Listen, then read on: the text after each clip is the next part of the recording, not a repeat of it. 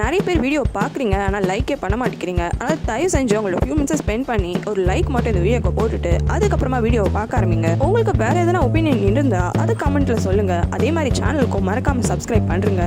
வாங்க வீடியோக்குள்ள போகலாம். யுன்ஜி அவளோட ஒர்க் ஷாப்ல வேலை செஞ்சுட்டு இருக்கா. அப்ப அந்த இடத்துக்கு அந்த மெடிக்கல் ஷாப் லேடி வந்து நிக்கிறா. மெடிக்கல் ஷாப் லேடி தான் யுன்ஜியோட தங்கச்சி. வந்தவளும் யூனா எப்படி இருக்கா, பரவாயில்லையா அவளுக்குன்னு விசாரிக்கிறா. பரவாயில்ல, அவளும் ஸ்கூலுக்கு போயிருக்கா அப்படின்ட்டு இவளும் பதில் சொல்றா. விஷயம் கேள்விப்பட்ட உடனே நான் வந்திருப்பேன், ஆனா உனக்கே தெரியும் இல்ல, உன்னோட மாமியாருக்கு என்ன சுத்தமா பிடிக்காது, என்னை பார்த்தாலே எதனா சொல்லுவாங்க, அதனால தான் நான் வரல. நல்ல வேலை நீ வரலன்னு இவளும் சந்தோஷப்படுறா. கொஞ்ச நேரம் யோசிச்ச மெடிக்கல் ஷாப் லேடியும், உனக்கு பாவுன்ற பையனை தெரியும்ல, யூனாவோட ஃப்ரெண்டு. ஆமா தெரியும், அவனுக்கு என்னன்ட்டு இவளும் விசாரிக்கிறா. அவனுக்கு என்னாச்சு தெரியுமா, நேத்திக்கு நைட்டு யூனா மாதிரியே அவனும் வீட்டுக்கு ஒரே சேரும் சகதியோட வந்திருக்கான். அதே மாதிரி ஹைஜீன்ட்டு ஒரு விஷயம் சொன்னா, அவளும் பசங்களும் சேர்ந்து ஒரு டைம் கேப்சியூல் பண்ணியிருந்தாங்களாம். 10 வருஷம் கழிச்சு தான் அதை ஓப்பன் பண்ணோன்னு இவங்க 3 பேரும் ப்ராமிஸ் பண்ணியிருந்திருக்காங்க. இதெல்லாம் எதுக்கு இப்போ என்கிட்ட சொல்றேன்னு ரொம்பவே கோவப்படுறா. எதுக்கு சொல்றேன்னா, எனக்கு தெரிஞ்சு பசங்க நைட்டு அதை தேடி தான் போயிருப்பாங்க அப்படின்ட்டு சொல்றா. ஆனா அதுக்கு யுன்ஜி, என்ன எதனா உளறிட்டு இருக்க, பசங்க ஏன் போய் இதை ஓப்பன் பண்ண போறாங்க, அதான் 3 பேரும் சேர்ந்து ப்ராமிஸ் பண்ணியிருக்காங்கல்ல 10 வருஷம் கழிச்சு தான் எடுப்போன்ட்டு, அப்புறம் இப்போ என்ன அவசரம் வந்துச்சுன்ட்டு கேட்குறா.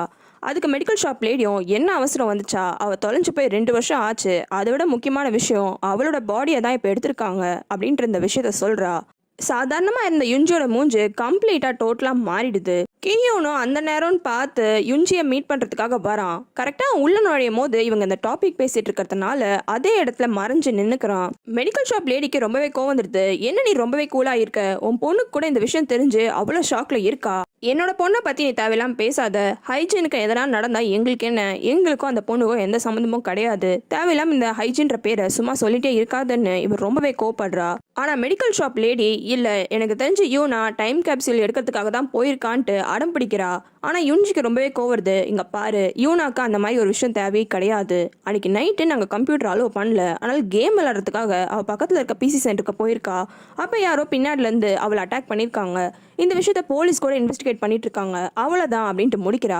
உடனே மெடிக்கல் ஷாப் லேடியும், சரி ஓகே, ஒருவேளை யூனாக்கும் அவனோட சீக்ரெட்லாம் தெரிஞ்சிச்சுன்னா அப்போ என்ன பண்ணுவேன் அப்படின்னு நக்கலா கேட்குறா. உடனே யுன்ஜிக்கு கோவம் வந்துடுது. இங்கே பாரு, முதல்ல எந்த சீக்ரெட்டும் கிடையாது, தேவையில்லாமல் எதனா பேசிட்டே இருக்காதன்ட்டு கத்திடுறா. மெடிக்கல் ஷாப் லேடியும், நீயும் மாமாவும் நல்ல பேர் தான், ஆனால் ஒரு வேளை யூனாக்கு அந்த சீக்ரெட் எல்லாம் தெரிஞ்சிச்சுன்னா அப்போ நீ என்ன பண்ணுவ அப்படின்ட்டு சொல்கிறா. அப்போ கரெக்டாக கியூனும் ஒரு கிளாஸ் பாட்டில் எடுத்து கீழே போட்டுடுறான். அப்போதான் இவங்க 2 பேரும் கியூன் வந்திருக்கான்றதையே பார்க்குறாங்க. வந்த கியூனும், சாரி ஒரு அவசரத்தில் வந்தனா அப்போ தெரியாமல் தட்டி விட்டுட்டேன் அப்படின்ட்டு சமாளிக்கிறான். வந்த கியூனும் மெடிக்கல் ஷாப் லேடியை பார்த்து, சாரி ஆண்டி, வந்தோம் இல்லையா, வரணும்னு நினச்சேன், டைம் கிடைக்கல அப்படின்ட்டு சொல்கிறான். உடனே அவளும், சரி ஓகே, எப்போ டைம் கிடைக்குதோ நீயும் யூனாவும் மெடிக்கல் ஷாப்புக்கு வாங்க, அங்கே நம்ம பேசலாம்னு சொல்லிட்டு அங்கேருந்து கிளம்பிடுறா. சரி நீ எதுக்காக வந்தேன்ட்டு யுன்ஜி கேக்குறா. அதுக்கு கியோனு, அப்பதான் அவங்களை கூட்டிட்டு வர சொன்னாரு, ஒருவேளை போலீஸ் கூப்பிட்டாங்களான்னு தெரியல, வாங்க போலான்னு இவங்க 3 பேரும் போலீஸ் ஸ்டேஷனுக்கு போறாங்க. யுன்ஜியோட ஹஸ்பண்ட் பெரிய ஆளுன்றதுனால அந்த போலீஸ் ஸ்டேஷனுக்கே ஹெட்டா இருக்கிறவரே சிசிடிவி கேமரா ரெக்கார்டிங்ஸ் எல்லாம் போட்டு எக்ஸ்பிளைன் பண்றாரு. அதுவும் நாசுகா யூனாக்கு திடீர்னு ஷாக்ல தப்பா சொல்லிட்டா போல இருக்கு. பாவம் சின்ன பொண்ணு தானே, என்ன நடந்ததுன்னு தெரியாம அவ சொல்லிட்டு இருப்பா, அவ ஏன் போயெல்லாம் சொல்ல போறா அப்படின்ற மாதிரியே சொல்றாரு. அந்த ரெக்கார்டிங்ல கிளியரா தெரியுது யூனாவே சைக்கிளை கீழே போட்டுட்டு அப்படின்னு நடந்து போயிருக்கா. இந்த சிசிடிவி ரெக்கார்டிங்கை இவங்க 3 பேரும் பார்த்து ஷாக் ஆயிடுறாங்க. அந்த ஸ்டேஷன் ஹெட் ஐஸ் வைக்கிற மாதிரி தான் பேசிட்டு இருக்காரு. ஆனா பக்கத்துல இருக்கிற அந்த போலீஸ் ஹெட் கரெக்டா மேட்ருக்கு வந்து, இங்க பாருங்க, டாக்டர்கிட்ட இருந்த ரிப்போர்ட் கூட நாங்க வாங்கி பார்த்துட்டோம், உங்க பொண்ணு சொல்லியிருக்கா அவளை யாரோ அட்டாக் பண்ணாங்க, பிடிச்சி இழுத்தாங்கலாம். ஆனா ஒருவேளை உங்க பொண்ணை யாருன்னா அட்டாக் பண்ணியிருந்தா கண்டிப்பா அந்த அட்டாக்கரோட கை பிரிண்ட் உங்க பொண்ணு மேல இருந்திருக்கும், இல்ல அட்லீஸ்ட் அவங்க பிடிச்சி இழுத்ததுல எதனா மார்க்காச்சும் ஆகியிருக்கணும். ஆனா அந்த மாதிரி எந்த ஒரு விஷயமும் உங்க பொண்ணோட உடம்புல இருந்து கண்டே பிடிக்க முடியல. உங்க பொண்ணோட கை, காலு, கழுத்துன்னு எந்த இடத்துலயும் எந்த அடியுமே இல்ல. ஆனா சில அடி பட்டிருக்கு. அந்த அடியை பத்தி கூட நான் விசாரிச்சேன். ஒருவேளை மண் ரோட்ல விழுந்தா அந்த மாதிரி அடிபடுமா, இப்பெல்லாம் அந்த ஆளும் கண்டினியூஸா எக்ஸ்பிளைன் பண்ணிட்டே போறாரு. ஆனா அந்த ஸ்டேஷன் ஹெட், என்ன பண்றீங்க நீங்க, கொஞ்ச நேரம் சும்மா இருங்க அப்படின்ட்டு அந்த ஆளை பேச விடாம கட் பண்ணி விட்டுறான். இருந்தாலும் அந்த ஆளு சொல்லியே தீர்வன்ட்டு, எனக்கு தெரிஞ்சு அசம்பிளி மேன் உங்க பொண்ணு தான் பொய் சொல்றா அப்படின்னு பச்சையா போட்டு உடச்சு விட்டுறான். அப்போ ஸ்டேஷன் ஹெட் மழுப்பிட்டே இருக்கான், என்ன நீங்க இப்பெல்லாம் பேசுறீங்க, அசம்பிளி மேனோட பொண்ணு போய் பொய்லாம் சொல்லுவாளா, இந்த மாதிரி தப்பு தப்பாலாம் சொல்லாதீங்க அப்படின்ட்டு. ஆனாலும் அந்த போலீஸ் ஹெட், எனக்கு அதெல்லாம் தெரியாது, ஒருவேளை அந்த பொண்ணுக்கு எதனா மறைக்க வேண்டிய விஷயம் இருக்கலாம், இல்ல சொல்ல வேணாம்னு நினைச்சது இருக்கலாம், அதனால கூட இப்பெல்லாம் பொய் சொல்லலாம்ல அப்படின்ட்டு சொல்றான்.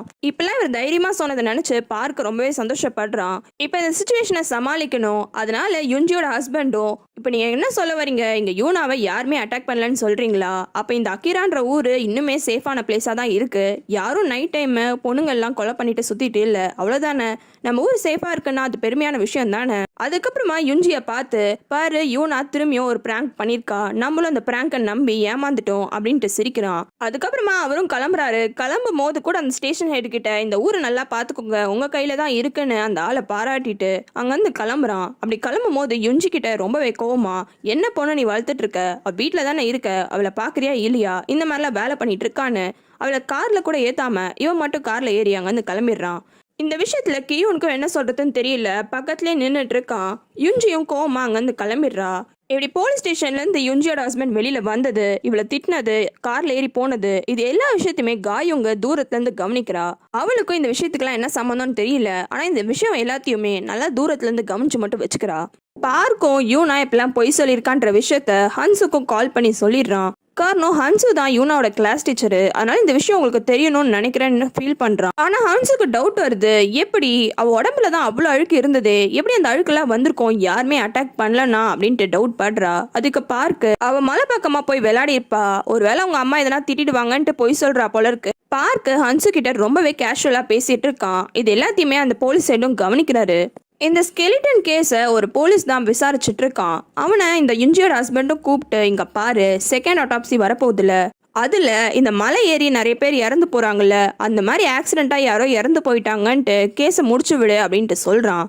அந்த ஆளும் கொஞ்சம் பயப்படுறான். ஆனா இவன், என்ன நீ பண்ணிட்டு இருக்க, எல்லாம் நம்ம நன்மைக்காக தானே சொல்றேன், ஒழுங்கா நான் சொன்ன மாதிரி பண்ணுன்ட்டு அவனையும் மிரட்டிடுறான்.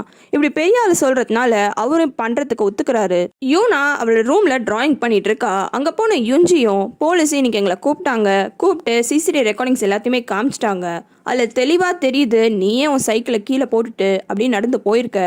இந்த விஷயம் தெரிஞ்சு உங்கள் அப்பா ரொம்பவே கோவப்படுறாரு, பேசாமல் அவர்கிட்ட உண்மையை சொல்கிறது தான் நல்லதுன்னு சொல்கிறா. யூனா எதுவுமே பேசாம பயப்பட ஆரம்பிக்கிறா. உடனே யுஞ்சியும், சரி சொல்லு, பாவுவை போய் மீட் பண்ணியா அப்படின்ட்டு கேட்குறா. யுஞ்சியும் அவர் தங்கச்சி அந்த மெடிக்கல் ஷாப் லேடி என்னெல்லாம் சொன்னாலோ அந்த விஷயத்தை எல்லாத்தையுமே ஏதோ அவளுக்கு தெரிஞ்ச மாதிரி யூனா கிட்ட கேட்குறா. பாவு கூட போனியா, காட்டு பக்கமா போனியா, ஏன்னா தேடி போனியான்ட்டு. ஆனா எதுக்குமே யூனா பதில் சொல்லவே மாட்டிக்கிறா. யூனா பயப்படுறான்னு யுஞ்சியும், இங்க பாருமா, நீ எதுனாலும் என்கிட்ட உண்மையை பேசுன்ட்டு கேட்குறா. யூனா ஃபைனலா, நான் ஹைஜீன் மிஸ்ஸை பார்த்தேன் அதனால தான் அப்படின்ட்டு சொல்றா. இதை கேட்டு யுஞ்சி ஷாக் ஆயிடுறா. அன்னைக்கு நைட்டு நடந்த விஷயத்த காமிக்கிறாங்க. யூனா போய் பாவோவை மீட் பண்ணிட்டு அதுக்கப்புறமா பாவோவுக்கு பாய் சொல்லிட்டு திரும்பியும் சைக்கிள் எடுத்துட்டு கிளம்புறா. அப்படி அவ கிளம்பி வரும்போது எதிர்க்கு ஏதோ ஒரு விஷயத்த பார்த்து சைக்கிள்ல இருந்து கீழே இறங்குறா. அப்ப அவ கண்ணு முன்னாடி ஹைஜீன் மிஸ் தான் நிக்கிறாங்க. அவங்கள பார்த்துட்டு தான் இவ சைக்கிளை கீழே போட்டுட்டு அவங்கள ஃபாலோ பண்ணி அப்படியே நடந்து போயிருக்கா. யூனாவும் அவளோட அம்மா கிட்ட, ஃபர்ஸ்ட் நான் வேற யாரும் தான் நினைச்சேன், ஆனா கிட்ட போனதுக்கு அப்புறமா தான் அது ஹைஜீன் மிஸ்ன்னு எனக்கு தெரிஞ்சது. அவங்க கிட்ட நான் எவ்வளவு நடந்து போனாலும் என்னால ஹைஜீன் மிஸ்ஸை தொடவே முடியல, கிட்டவும் போகவே முடியல. நானும் முடிஞ்ச அளவுக்கு அவங்கள ஃபாலோ பண்ணி போயிட்டே இருந்தேன், அதுக்கப்புறமா அவங்க காணாம போயிட்டாங்க அப்படின்ட்டு சொல்றா. ஆனா யூனாவை பொறுத்த வரைக்கும் அவ அந்த ஹைஜீன் மிஸ்ஸை பாக்குறா. அந்த மிஸ் நடக்க இவளும் பின்னாடியே ஃபாலோ பண்ணிட்டே போறா. அந்த ஹைஜீன் மிஸ்ன்னு யூனா ஃபாலோ பண்ணிட்டு போறது கடைசியா ஹன்ஸோட வீட்டுக்கு முன்னாடி தான் போய் முடியுது. இவளும் எதேச்சியா அங்க போய் நிற்கும் போது ஹன்சுவே தான் டோர் ஓபன் பண்ணிருக்கா. ஹன்சுவை பார்த்தோன்னு தான் யூனா ஷாக் ஆகி அங்கேயே மயக்க போட்டிருக்கா. ஹன்சோ நல்ல தூக்கத்துல இருக்கா அவ வீட்டுல. அப்ப அவளுக்கு கனவுல அவளும் அக்காவும் அந்த ஆக்சிடென்ட் நடக்கிறதுக்கு கொஞ்ச நேரத்துக்கு முன்னாடி சந்தோஷமா இருந்தது, பாட்டு பாடிட்டு இருந்தது தான் எல்லாமே ஞாபகத்துக்கு வருது. அப்படியே தூக்கத்துல இருந்து அலறி அடிச்சுட்டு ஏந்துக்கிறா. இந்த ஆக்சிடென்ட் விஷயம் ஞாபகம் வந்தோடனே அந்த ஆக்சிடென்ட் விஷயத்த பத்தி இருக்கிற ஆர்டிகல் பேப்பரை எடுத்துட்டு போலீஸ் ஸ்டேஷனுக்கு போறா. உங்ககிட்ட ஆக்சிடென்ட் ஆன எல்லாத்தோட ரெக்கார்டும் இருக்கும்ல, இந்த ஆக்சிடென்ட்டை பத்தியான டீட்டெயில்ஸ் எனக்கு வேணும், தயவு செஞ்சு ஹெல்ப் பண்ணுங்கன்ட்டு கேட்குறா. ஆனா அந்த போலீஸ் எதுக்காக உங்களுக்கு வேணும்ன்ட்டு கேட்குறான். கொரியால எனக்கு யாரோ சொந்தக்காரங்க இருக்காங்க, அவங்க யாருன்னு தான் தெரியல, கொரியால என்னோட ஐடென்டிட்டியும் என்னன்னு தெரியாதனால என்னால அவங்கள கண்டுபிடிக்க முடியல, தயவு செஞ்சு ஹெல்ப் பண்ணுங்கன்ட்டு ரொம்பவே கெஞ்சி கேட்குறா. அந்த போலீஸ்க்கு முடியாதுன்னு தான் சொல்ல தோணுது. ஆனா ஹன்சு இப்படி கெஞ்சி கேட்கறதுனால, சரிங்க நீங்க சொல்லியிருக்கீங்க, இங்க பக்கத்துல இருக்க சியோல் ஸ்டேஷன்ல நான் சொல்லி வைக்கிறேன், காரணம் அங்கதான் இந்த ஆக்சிடென்ட் நடந்திருக்கு, அவங்க கிட்ட கேட்டா மேபி அவங்க டீட்டெயில்ஸ் தரலாம் அப்படின்ட்டு ஹன்சுக்கு ஹெல்ப் பண்ண ஒத்துக்கிறாரு. ஹெல்ப் பண்றாருன்னு தெரிஞ்சோடனே ஹன்சு ரொம்பவே சந்தோஷப்படுறா. ஆனா அவரு திரும்பியும், இங்க பாருங்க, கம்ப்யூட்டர் நடுவில் கொஞ்சம் டேமேஜ் டேமேஜ்லாம் ஆயிடுச்சு. அதனால எல்லா ரெக்கார்ட்ஸும் கரெக்டா இருக்கான்னு தெரியல. கண்டிப்பா இருந்ததுன்னா உங்களுக்கு ஹெல்ப் பண்றேன் அப்படின்ட்டு சொல்றான். இதே போலீஸ் ஸ்டேஷன்ல தான் இந்த கண்டுபிடிச்ச டெட் பாடி பத்தியான கேஸை இன்வெஸ்டிகேட் பண்ற டீமும் இருக்கு. பார்க்க கூப்பிட்டு அவங்களும் எங்க கிட்ட இருக்க டேட்டா பேஸ்ல இருக்க எல்லா டிஎன்ஏஸோடையும் இந்த டெட் பாடியோட டிஎன்ஏவை மேட்ச் பண்ணிட்டோம். எதுவுமே மேட்சே ஆகல. இந்த பொண்ணு யாருன்னு எங்களால கண்டுபிடிக்க முடியல. அதனால இப்ப மக்களோட ஹெல்ப் தான் எங்களுக்கு தேவைப்படுதுன்னு ஒரு பண்டில கொடுக்குறான். பார்க்குக்கு இன்னுமே அந்த வெனஸ்டே மர்டரை பத்தி தான் யோசனை இருக்கு. அதனால இது கண்டிப்பா அது கிடையாதான்னு கேட்டு பாக்குறான். அந்த போலீஸ்காரரும் கண்டிப்பா கிடையாது, சான்ஸே கிடையாதுன்னு சொல்லிடுறாரு. அப்ப இந்த கேஸ்ல ரொம்ப வேலை செய்ய வேண்டியதா இருக்குமேன்ட்டு பார்க்க ஃபீல் பண்றான். அப்ப அவரு என்ன நீ பேசிட்டு இருக்க, இதுதான் ஆக்சிடென்டல் டெத்ன்னு சொன்னாங்களே அப்படின்ட்டு சொல்றான். பார்க்குக்கு இந்த விஷயம் தெரியாது போல இருக்கு. இதை கேட்டு ஷாக் ஆயிடுறான். உடனே அவரும் நியூஸ் பேப்பரை கொடுத்து என்ன நீ இது கூட தெரியாம இருக்க, மொத்த நியூஸ்மே இதுதான் பரபரப்பா பேசிட்டு இருக்காங்க. என்னதான் அந்த ஆள் இப்பெல்லாம் சொன்னாலும் பார்க்குக்கு இது ஏதோ தப்பா தான் தோணுது. கண்டிப்பா யாரோ வேணே பண்றாங்க, ஏதோ ஒரு விஷயத்த மறைக்கிறதுக்காக தான் இந்த மாதிரிலாம் பண்ணிட்டு இருக்காங்கன்ட்டு கோவமா அந்த போலீஸ் ஸ்டேஷன் விட்டு வெளியில வரான். அப்ப வெளியில ஹன்சுவை பாக்குறான். ஹன்சுவை பார்த்தோம்னா அவனுக்கு ஒரே சந்தோஷம். இங்கிலீஷ் மிஸ் இங்க என்ன பண்ணிட்டு இருக்கீங்க அப்படின்ட்டு கேக்குறான். ஆனா ஹன்சு நீங்க என்ன பண்றீங்கன்ட்டு கேக்குறா. உடனே பார்க்கும் அந்த கண்டுபிடிச்சால டெட் பாடி அது யாருன்னு மேட்ச் ஆக முடியலையா, அதான் எங்களை ஹெல்ப் கேட்டு கூப்பிட்டு இருந்தாங்க, நீங்களும் ஒரு ஃபிளையரை வாங்கி பாருங்களேன்ட்டு கொடுக்குறான். அந்த ஃப்ளையரில் அந்த டெட் பாடி போட்டிருந்த ட்ரெஸ்ஸு, ஷூவு, கையில் அந்த பிரேஸ்லெட்டுன்னு எந்தெந்த பொருள்லாம் மக்காமல் இருந்ததோ அந்த பொருளோட ஃபோட்டோலாம் போட்டு இந்த மாதிரி ட்ரெஸ் போட்டிருக்கவங்க யாருன்னா உங்களுக்கு தெரியுமா, தெரிஞ்சா எங்களை வந்து காண்டாக்ட் பண்ணுங்க அப்படின்னு போட்டிருக்கு. ஹன்சுவும் இந்த விஷயத்த பார்க்குறா. ஆனால் பார்க்கு கொஞ்சம் கோவமாவே நீங்களே பாருங்க, இது எல்லாமே காமனாக எல்லாரும் போடுற ட்ரெஸ்ஸு, ஷூவு, இதை வச்சு எப்படி ஒரு ஆளை கண்டுபிடிக்க முடியும்? படத்துலலாம் இந்த மாதிரி ஒரு விஷயம் நடந்தா உடனே 3D டெக்னாலஜி யூஸ் பண்ணி யார் அந்த ஆளுன்ட்டு இமேஜ்லாம் கொடுப்பாங்க. ஆனால் ரியாலிட்டியில் அந்த மாதிரி ஒரு விஷயமே கிடையாது. எந்த விஷயத்துக்கும் எந்த ரியாக்ஷனும் பண்ணாமல் ஹன்சு அந்த ஃப்ளையரை திரும்பி கொடுத்துட்றா. அப்போ கரெக்டாக அவளுக்கு ஒரு கால் வருது. உங்களுக்கு வேறு சீரிஸ் பார்க்கணும்னா கமெண்ட்டில் சொல்லுங்கள்.